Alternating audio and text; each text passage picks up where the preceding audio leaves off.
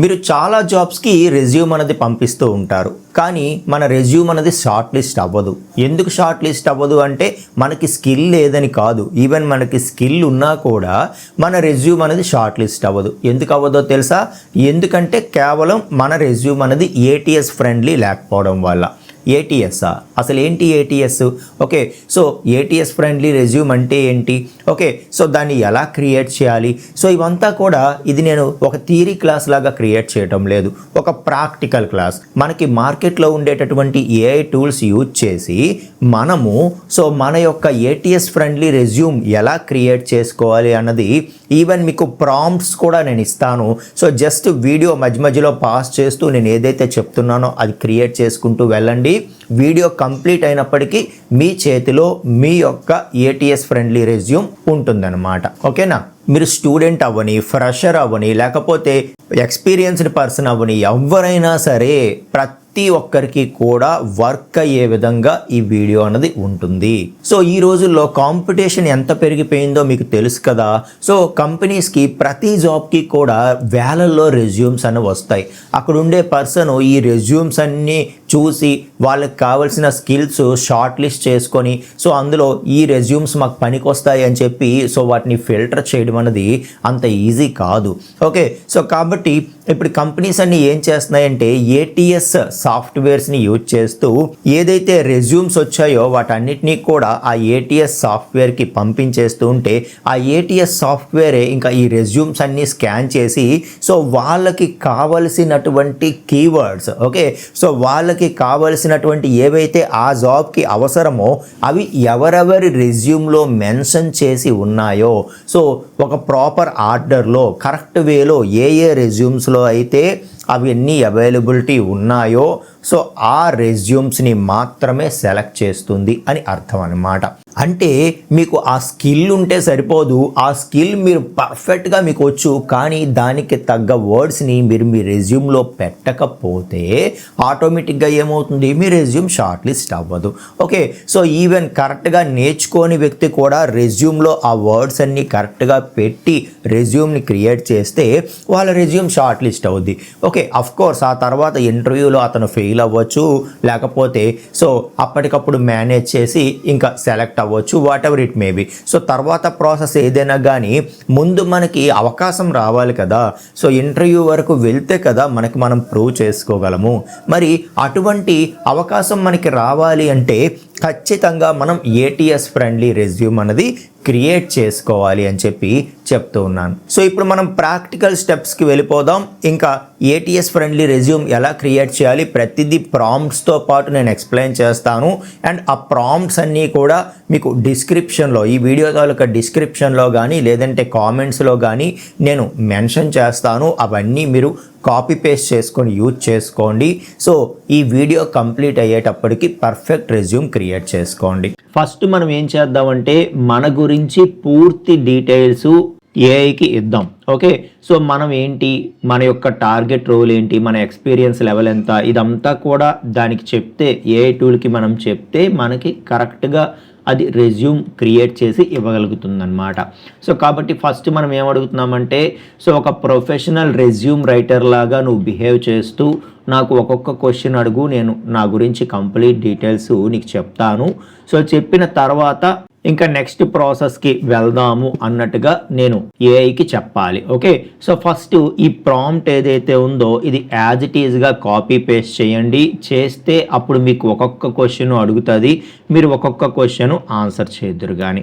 So అదే ప్రాంప్ట్ని నేను chat జీపీటీలో ఇక్కడ కాపీ పేస్ట్ చేస్తున్నానండి. ఇంకా వెంటనే మనం సెండ్ ప్రాంప్ట్ అని చెప్పేసి ఇచ్చేస్తున్నాము. Sure, I will ask you one question at a time అని చెప్పి అడుగుతూ ఉంది. ఒక్కొక్క క్వశ్చన్ మనకి అడుగుతూ ఉంది. అడిగితే మనం దానికి ఆన్సర్ చెప్పాలి.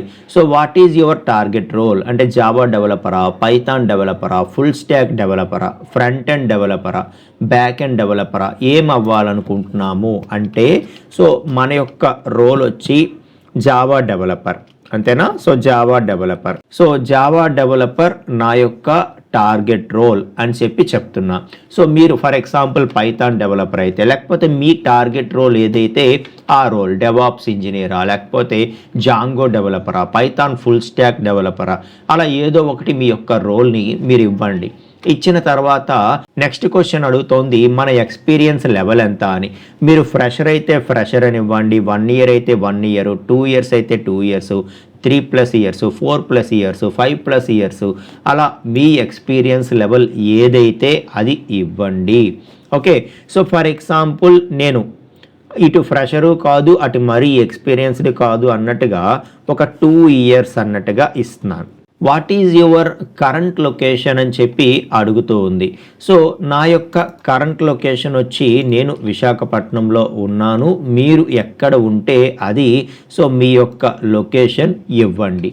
నెక్స్ట్ 4th క్వశ్చన్ మన యొక్క కాంటాక్ట్ డీటెయిల్స్ అడుగుతూ ఉంది. లింక్డ్ఇన్కి లింక్డ్ఇన్ ప్రొఫైల్ లింక్ అని, గిట్హబ్కి గిట్హబ్ ప్రొఫైల్ లింక్ అని చెప్పి ఏం అడగాలంటోంది. సో ఇలా సింపుల్గా ఉన్న ఫైన్ కాబట్టి ఐ ప్రిఫర్ దిస్ రెస్పాన్స్ అని చెప్పి అంటున్నాను. సో అంటూ ఇప్పుడు దీనికి మనం ఆన్సర్ అన్నది ఇవ్వబోతున్నాం అన్నమాట. ఓకే, సో ఈ 4 డీటెయిల్స్కి మనం ఆన్సర్ అన్నది ఇవ్వాలి. Okay, right. So next question అడుగుతోంది what are your technical skills అని చెప్పి. సో ఇప్పుడు మనం జావా డెవలపర్గా వెళ్ళాలనుకుంటున్నాం కాబట్టి సో మనకి ఏమేమి వచ్చు అన్నది చాలా క్లియర్గా ఇక్కడ మనం మెన్షన్ చేయవలసి ఉంటుందన్నమాట. సో ఫస్ట్ మనం జావా డెవలపర్ అని నేను మెన్షన్ చేశాను కాబట్టి ప్రోగ్రామింగ్ లాంగ్వేజెస్ వచ్చి జావా అంటాను, అలాగే బ్యాక్ ఎండ్ టెక్నాలజీస్ వచ్చి ఇంకా అన్నీ నేను క్లియర్గా ఇక్కడ మెన్షన్ చేస్తాను. సో ఏదైతే మనకి స్ప్రింగ్ బూటు, స్ప్రింగ్ ఫ్రేమ్వర్క్, అలాగే MVC, JPA, Hibernate, rest APIs, micro services ఇలా. సో పైథాన్ డెవలపర్స్ అయితే బ్యాక్ ఎండ్ కోసం Django rest API, okay, so fast API, ఇటువంటివన్నీ కూడా మీరు మెన్షన్ చేస్తారు. ఓకే, అలాగే ఫ్రంట్ ఎండ్ కోసం HTML, CSS, JavaScript, Bootstrap. So మీరు రియాక్ట్ జేఎస్ నేర్చుకుంటే రియాక్ట్ జేఎస్, లేకపోతే యాంగులర్ నేర్చుకుంటే యాంగులర్ మెన్షన్ చేయండి. DBMS సాఫ్ట్వేర్స్ ఏమేమి నేర్చుకున్నారు అంటే MySQL ఒకటి, ఆర్కిల్ సీక్వెల్ ఒకటి, ఈ 2 నేర్చుకున్నాను అని చెప్పి మెన్షన్ చేస్తున్నాను. అలాగే టూల్స్ ఏమేమి వచ్చు అంటే GitHub, Maven, postmen and eclipse, అలాగే VS కోడ్ వచ్చు, అలాగే టామ్ క్యాట్ అన్నది కూడా మెన్షన్ చేస్తూ ఉన్నాను. ఇంకా అదర్ స్కిల్స్ అడిగితే ఇవన్నీ కూడా సో మెన్షన్ చేస్తూ ఉన్నాను. సో మరికొన్ని మనం ఇన్ డెప్త్ టాపిక్స్ మనకి ఏవైతే ఇంపార్టెంటో అవన్నీ కూడా మెన్షన్ చేస్తూ ఉన్నాను. ఓకే, సో ఎందుకు ఇవన్నీ మెన్షన్ చేస్తున్నాను అంటే ఖచ్చితంగా ఇటువంటి టర్మ్స్ ఎక్కువగా జాబ్ డిస్క్రిప్షన్లో మనకి కనిపిస్తూ ఉంటాయి. సో జాబ్ డిస్క్రిప్షన్లో ఈ స్కిల్స్ కావాలి అని చెప్పి ఏవైతే మెన్షన్ చేస్తారో అటువంటివన్నీ మనం ఇక్కడ ప్రొవైడ్ చేస్తే ఇంకా రెజ్యూమ్ అనేది ఇంకా స్ట్రాంగ్గా క్రియేట్ అవ్వటానికి అవకాశం ఉంటుంది అని చెప్పి. నెక్స్ట్ క్వశ్చన్ అడుగుతోంది please share your education details అని చెప్పి. ఓకే, సో డిగ్రీ ఇవన్నీ కూడా మనం ఎక్కడ చదివాము అని చెప్పి అడుగుతూ ఉంది. ఫర్ ఎగ్జాంపుల్ పర్సంటేజ్ 78 అని చెప్పి ఇస్తూ ఉన్నాను. సో ఇచ్చి ఇక్కడ నేను సెండ్ ప్రాంప్ట్ క్లిక్ చేస్తున్నాను. సో ఇప్పుడు వర్క్ ఎక్స్పీరియన్స్ డీటెయిల్స్ అడుగుతోంది. సో 2 ఇయర్స్ ఎక్స్పీరియన్స్ అని చెప్పి పెట్టాం కదా, వర్క్ ఎక్స్పీరియన్స్ డీటెయిల్స్ అడుగుతూ ఉంది. సో వీటి గురించి మనం మెన్షన్ చేయవలసి ఉంటుందన్నమాట. So for example XYZ technologies company అని చెప్పి ఏదో రఫ్గా రాస్తున్నాను నేను ఇక్కడ. సో జాబ్ టైటిల్ వచ్చి జావా డెవలపర్గానే వర్క్ చేశాను అని చెప్పి రాస్తున్నాను. సో ఇదే ఫ్రెషర్ అయితే మీరు ఇవి మెన్షన్ చేయాల్సిన అవసరం లేదు, ఎందుకంటే ఎక్స్పీరియన్స్ లేదు కాబట్టి. Okay, so location for example Visakhapatnam. Okay, so for example XYZ బదులు తెలుగు వెబ్ గురు టెక్నాలజీస్ అని చెప్పి రాస్తాను నేను. ఓకే, సో జావా డెవలపర్ ఈ టర్మ్లో వర్క్ చేశాను విశాఖపట్నం. సో మెయిన్ రెస్పాన్సిబిలిటీస్, ఇక్కడ మీ యొక్క మెయిన్ రెస్పాన్సిబిలిటీస్ టెక్నాలజీస్ యూజ్డ్ ఏంటి అన్నది మీరు రాయండి తర్వాత. సో ఇది నేను స్కిప్ చేసేసి ఎంటర్ ప్రెస్ చేసేసాను. సో లేదంటే ఎడిట్ చేసి ఏదో ఒకటి ఫిల్ చేస్తాను. So main responsibilities rest APS develop చేయడం, క్రడ్ ఆపరేషన్స్ చేయడం, ఇవన్నీ కూడా నేను చేశాను అని చెప్పి ఏవో శాంపుల్గా రాస్తున్నాను. అలాగే టెక్నాలజీస్ యూజ్డ్ కూడా రాస్తున్నాను. Okay, so programming languages, back end technologies ఇవ్వాడా, ఫ్రంట్ ఎండ్ ఇవ్వాడా, డేటాబేస్ ఇవ్వాడా, టూల్స్ ఇవ్వాడా, అదర్ స్కిల్స్ ఇవ్వాడా అని చెప్పి రాస్తున్నాను. సో ఇదంతా ఫ్రెషర్ స్కిప్ చేయొచ్చు, బట్ ఎవరైతే ఎక్స్పీరియన్స్డ్ ఉన్నారో వాళ్ళు మాత్రం ఇదంతా కూడా ఇవ్వండి. Okay, right. సో ఇప్పుడు నెక్స్ట్ క్వశ్చన్ మనల్ని అడుగుతూ ఉంది, ప్రాజెక్ట్ ఏం చేశారు, ప్రాజెక్ట్ టైప్ ఏంటి, ఇదంతా కూడా అడుగుతూ ఉంది. వాటికి సంబంధించిన డీటెయిల్స్ అన్నీ కూడా ఇక్కడ మనం ఇవ్వవలసి ఉంటుందన్నమాట. ఓకే, సో ఫర్ ఎగ్జాంపుల్ ఏదో ఒకటి శాంపుల్గా రాస్తున్నాను. Let's A school management, school administration software develop చేశాము అని చెప్పి రాస్తున్నాను. It is related to for example company. So freshers ఎవరైనా సరే ప్రాజెక్ట్ డీటెయిల్స్ అడిగితే మీరు ఏం ప్రాజెక్ట్ చేశారో అది ఇవ్వండి. ఓకే, సో డిస్క్రిప్షన్ ఏదో ఒకటి రాస్తున్నాను. It is a web based application developed by managing daily academic administration activities. Okay, and this application helps అని చెప్పి ఇదేదో రాస్తున్నాను. సో మీకు గనక మీరు ప్రాజెక్ట్ చేశారు కానీ డిస్క్రిప్షన్ ఏం రాయాలో తెలియదు అంటే అది కూడా మీరు ఈ ఏఐ టూల్ ChatGPT హెల్ప్ తీసుకొని డిస్క్రిప్షన్ క్రియేట్ చేయొచ్చు, లేకపోతే జెమినీ కానీ ఏదో ఒకటి యూజ్ చేసి మీరు డిస్క్రిప్షన్ క్రియేట్ చేయొచ్చు. సో అక్కడ మన రోల్ ఏంటి అంటే జావా డెవలపర్ అంటున్నాను. టెక్నాలజీస్ ఏం యూజ్ చేసావు అంటే Java, Spring MVC, Spring boot ఇవన్నీ కూడా మెన్షన్ చేస్తున్నాను. కీ ఫీచర్స్ ఏముంటాయి అంటే so student management, admission management ఉంటుంది, class section management, teacher staff management, fee structures, attendance, ఇవన్నీ కూడా ఇక్కడ నేను మెన్షన్ చేస్తూ ఉన్నాను. సో ఇలా రాశాను. తర్వాత గిట్హబ్ లింక్ అంటే మన గిట్హబ్ లింక్ ఏదైతే ఉందో గిట్హబ్ లింక్ ఆ ప్రాజెక్ట్కి సంబంధించి ఏమైనా ఉంటే ఇవ్వండి. సో ఈ డీటెయిల్స్ అన్నీ మనం సబ్మిట్ చేస్తే మనకి ఏమైనా సర్టిఫికేషన్స్ ఉన్నాయా అని చెప్పి అడుగుతోంది. సర్టిఫికేషన్స్ అంటే సో మనం కోర్స్ కంప్లీషన్ సర్టిఫికేట్స్ కాదండి. సో మనకి SCJP Sun certified Java programmer అని కానీ, ఆర్కిల్ సర్టిఫైడ్ జావా ప్రోగ్రామర్ అని కానీ. ఓకే, సో ఇలా జావా సర్టిఫికేషన్స్ ఉంటాయి. లేదు అంటే ఇటువంటి అఫీషియల్ సర్టిఫికేషన్స్ ఏవైతే ఉంటాయో అటువంటివి ఏమైనా మీకు ఉన్నాయా అని చెప్పి అడుగుతోంది. సర్టిఫికేషన్స్ లేకపోతే నో సర్టిఫికేషన్స్ డన్ అని చెప్పి అనేయండి. ఓకే, సో అచీవ్మెంట్స్ ఏవైనా కొన్ని మెన్షన్ చేయమని అడుగుతోంది. కొన్ని ఎగ్జాంపుల్స్ కూడా మనకి ఇక్కడ చూపిస్తూ ఉంది. ఇందులో మనకి ఏవైనా బాగున్నాయి అనిపిస్తే సో వాటిని మనం యూజ్ చేసుకోవచ్చు. సో ఇప్పుడు అంతా కూడా ఏఐ టూల్స్ నడుస్తున్నాయి కాబట్టి so improved productivity by 30% using AI tools అంటాను.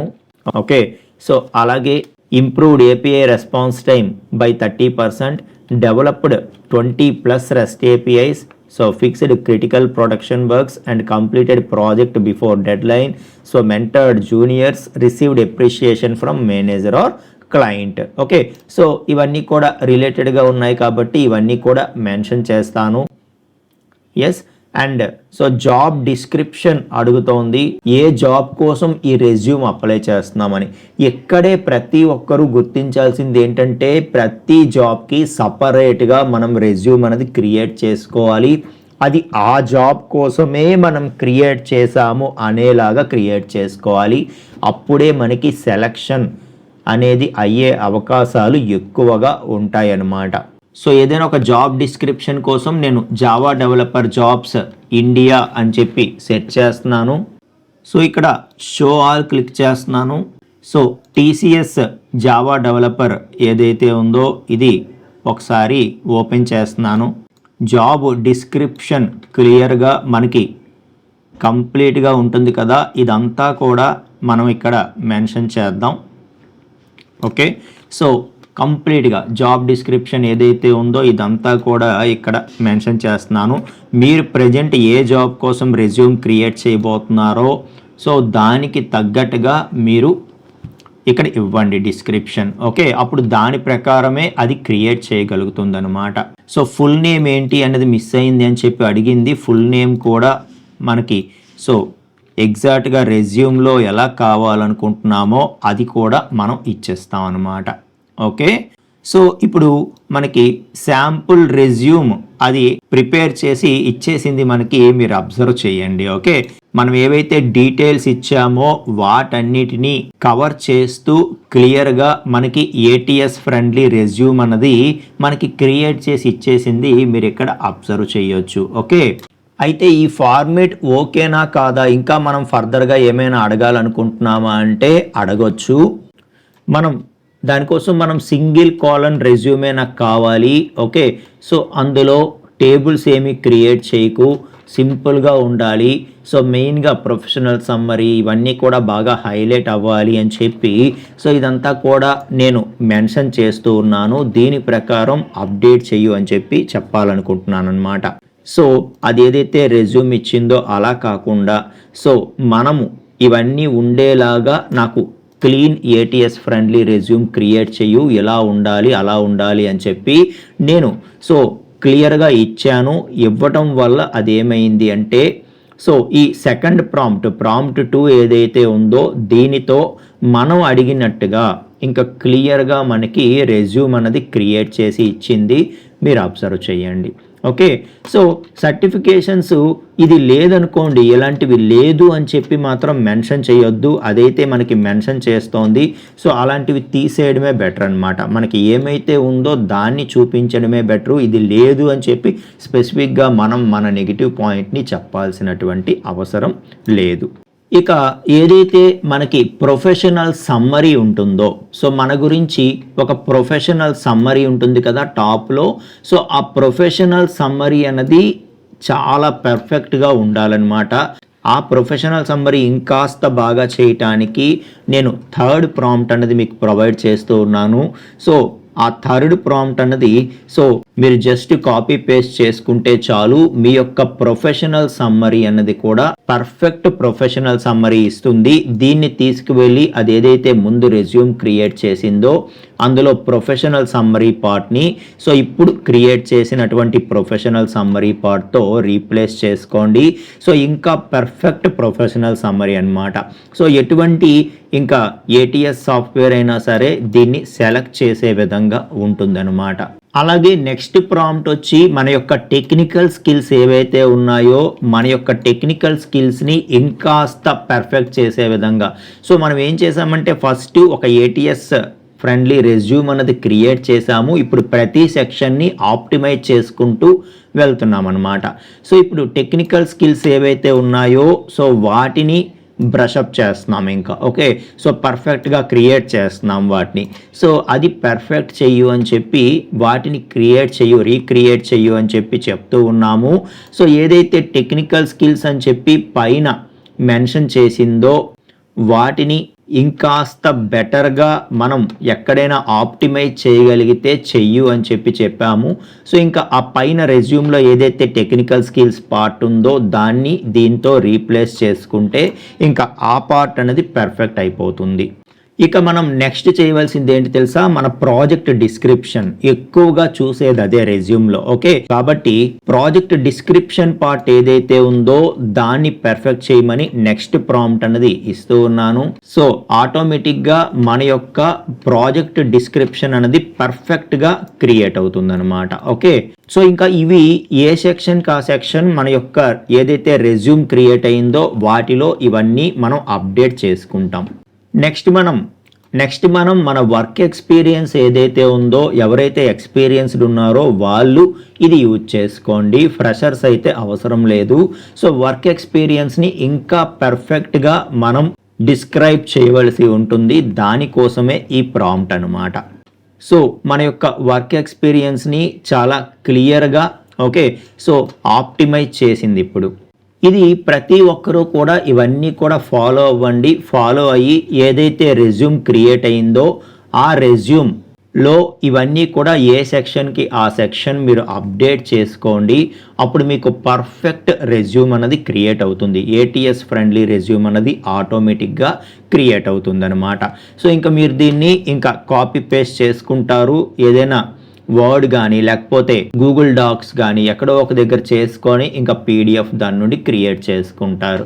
ఫర్ ఎగ్జాంపుల్ నేను గూగుల్ డాక్స్లో ఒక ఎంటీ డాక్యుమెంట్ తీసుకుంటున్నాను, రెజ్యూమ్ అని చెప్పి ఒక ఎంటీ డాక్యుమెంట్ తీసుకొని దాంట్లో ఇంకా ఇది క్రియేట్ చేసిన రెజ్యూమ్ ఏదైతే ఉందో ఆ రెజ్యూమ్ని కాపీ పేస్ట్ చేసుకుంటాను. ఓకే, సో ఒక శాంపిల్ది ఏదైతే ఇచ్చిందో మనకి రెజ్యూమ్, సో మనకి రెజ్యూమ్ ఏదైతే క్రియేట్ చేసిందో దాన్ని ఇక్కడ కాపీ పేస్ట్ చేసుకుంటున్నాను. ఓకే, సో కాపీ పేస్ట్ చేసుకొని ఇప్పుడు ఒక్కొక్క సెక్షన్ని కూడా ఆప్టిమైజ్ చేసామో దేనికది రీప్లేస్ చేసుకుంటాను. ఓకే, సో ప్రొఫెషనల్ పార్ట్ ఏదైతే ఉందో సమ్మరీ దాన్ని రీప్లేస్ చేసుకున్నాను. అలాగే టెక్నికల్ స్కిల్స్ పార్ట్ ఏదైతే ఉందో టెక్నికల్ స్కిల్స్ పార్ట్ని రీప్లేస్ చేశాను. అలాగే ప్రాజెక్ట్ డీటెయిల్స్ ఏవైతే ఉన్నాయో ప్రాజెక్ట్ సమ్మరీ రీప్లేస్ చేశాను.